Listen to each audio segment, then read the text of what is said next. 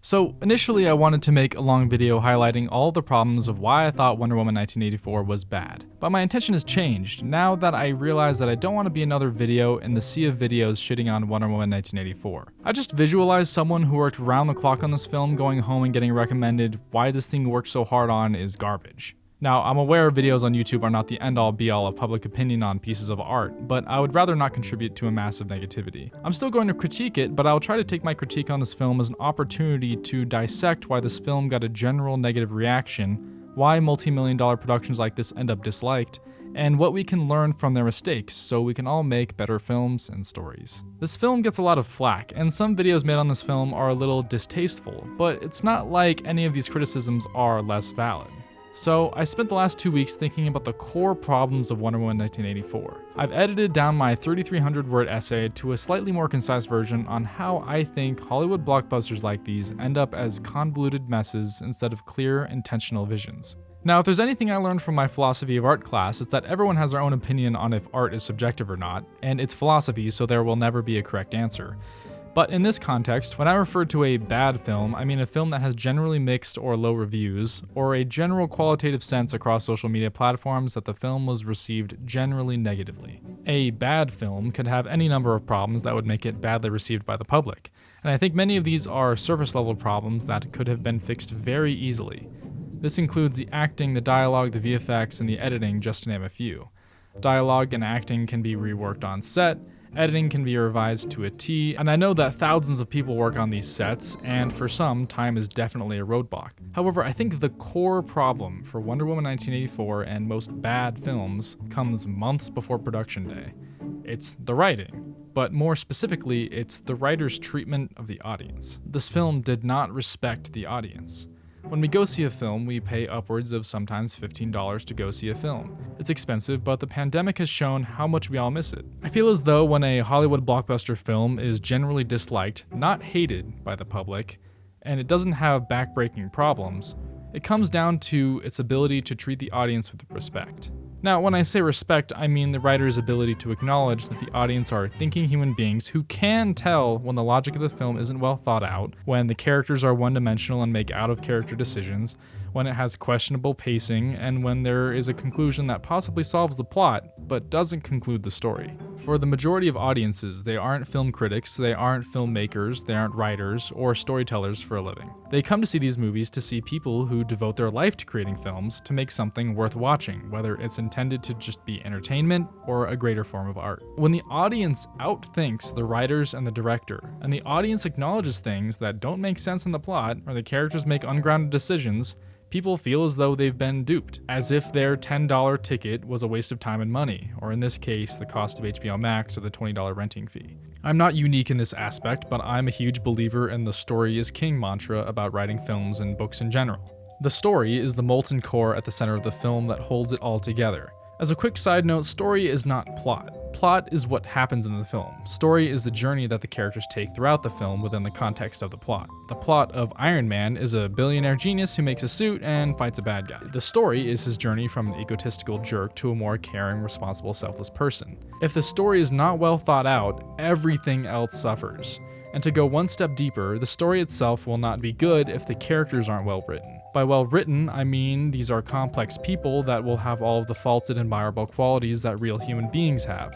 I expect them to be so well written that they could be real people. The characters in the film, no matter if they're the antagonist or the protagonist, are what we care about. If the action doesn't connect us to the character's journey, they lose us.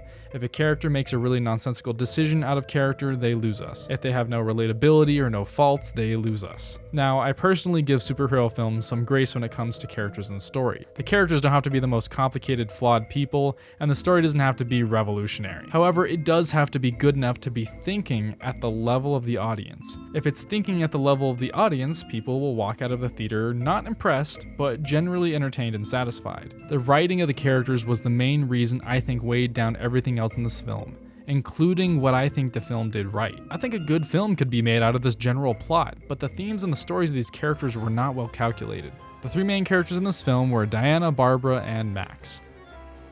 Max was the least problematic, but by far he had the most potential out of the three to be a memorable villain. Max is an immigrant who wants to make it in America. He attempts to create a publicly owned oil business that begins to fail when the wells come up dry. He then resorts to attempt to find the wish stone to save his business. Max's greatest fault and his ultimate downfall is his extreme insecurity about not succeeding in his businesses, but more so that he won't succeed in being a good role model for his son. Immigrants already have to work harder to succeed, and his own fear of failing drives him towards the worst part of his conscience. He has motives, and although not a terrible person, he makes a series of mistakes that waterfall the world into chaos as the stone takes away his humanity.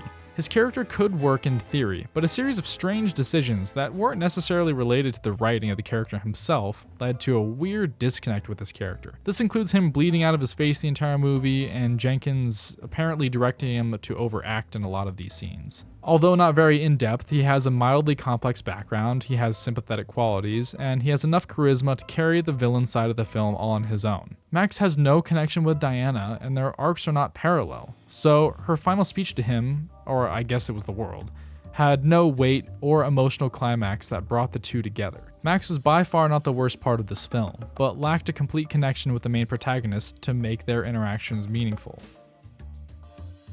Barbara was a very large detriment to the success of this movie. She is the most underdeveloped character in the film. Barbara is very obviously shown to be a nerd. She's not fashionable, kind of awkward, though very intelligent. Through the power of the wish stone, she becomes beautiful and fashionable and everyone likes her. All of the qualities that Diana supposedly has. Her downfall is that through being vengeful on those who look down on her, she becomes the villain. She's basically a watered down Joker. All of the reasons that are shown for her being mistreated and to become a villain are blatantly obvious, and though possibly enough valid reasons for her to become vengeful, there was no substance behind the reasons that contributed to her downfall. Her change to antagonist is not believable, and in this case it was very obvious. When a character makes a decision that is nonsensical, they lose us. Her struggle lacks any nuance, and this makes her character feel lazily written. There is nothing for the audience to figure out about this character. Her character and all her qualities are written out on a big black Sharpie and are being shouted at us through a megaphone across the room. As writers and creators of stories, our job is to outthink, or at the very least, think at the level of the audience. There is nothing for us to connect with Barbara, because her problems, though possibly realistic, are cartoony and ingenuine. She doesn't have any deeper qualities that make us connect or relate with her. She feels like a character in a movie, not a real person, and that won't connect with the viewer. A cliche character like the unappreciated nerd needs nuance to work. They needed a completely fleshed out background with a unique way to express her grievances with society and her declining mental health. Also, if she were friends with Diana longer than we see in the film, then the break between the two is more meaningful. As Barbara stands right now, she seems like a rushed way to include a secondary comic book villain in the film. And now for Diana. In the first Wonder Woman, Diana is true, uncorruptible, honest, and brave.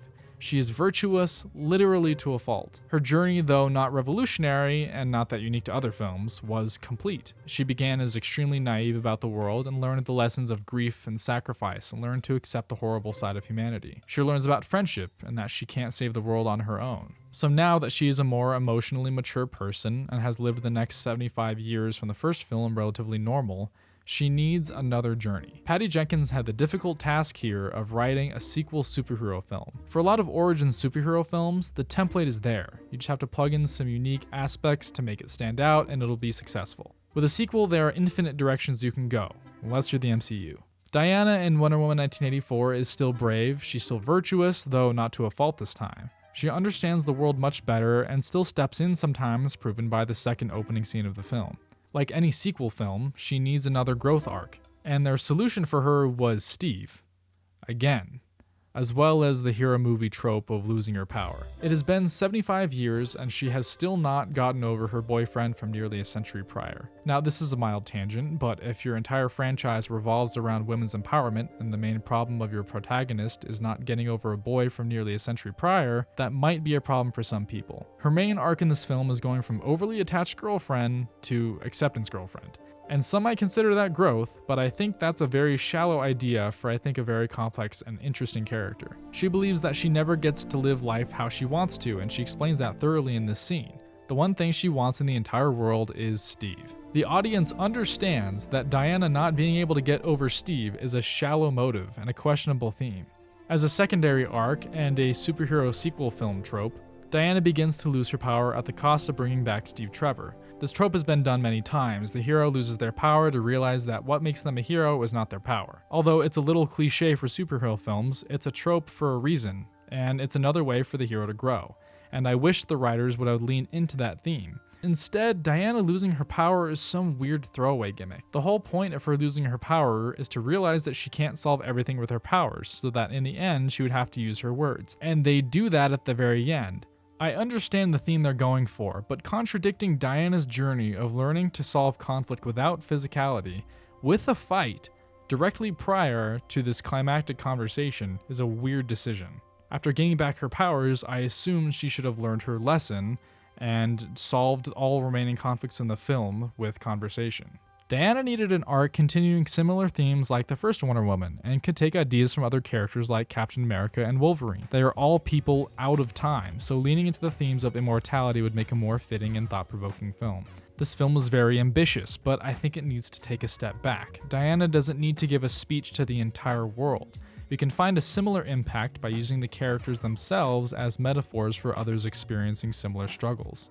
Wonder Woman 1984 has many superficial problems that I haven't mentioned, but it's a prime example that, like many other Hollywood blockbuster duds, its main problems were decided in the writing room months and months before production. These underlooked issues of logic, story, and characters result in the audience feeling dissatisfied with their purchase. People set aside up to 4 hours of their time, a quarter of our time awake each day, to be entertained by a piece of media. And even if people are just watching for entertainment, they can tell when not enough thought has been put into the writing. Uninspired VFX, acting, editing, and cinematography can be forgiven, but the characters and the story, those are the killers. The sky's the limit.